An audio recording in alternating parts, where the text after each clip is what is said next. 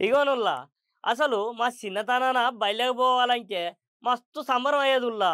ఇక మా ప్రభాకర్ సార్ అయితే మంచిగా దగ్గరికి తీసుకొని మంచిగా పాఠాలు చెప్పేదుల్లో.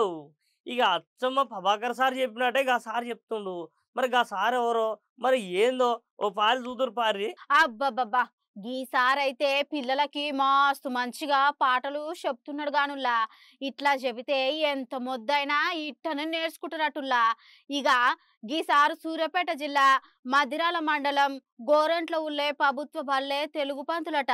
సారుకి అంతరించిపోతున్న కళలన్నీ పోరగాండ్లను మర్చిపోవద్దని, ఇప్పటి తరం పోరగాళ్ళకి ఎప్పటికీ గుర్తుండాలని ఆ బడి HM madam Sharifunnisa Begum, Telugu sir Rachakonda Prabhakar sir కలిసి పోరగాళ్లకు నేర్పియాలని ఆలోచించిరటుల్లా.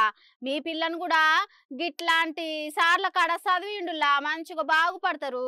పాఠ్యాంశంలో జనవరి నెలలో ఉన్న పాఠం కాపు బిడ్డ.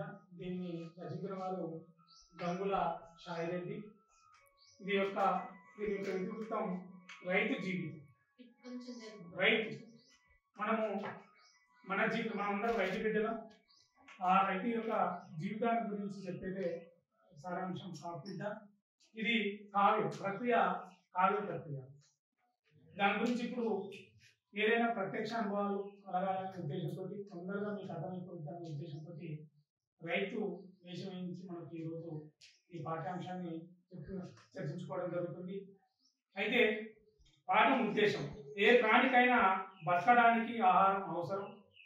ఆ అవసరాన్ని తీర్చేది వ్యవసాయం చేసేవారు రైతులు.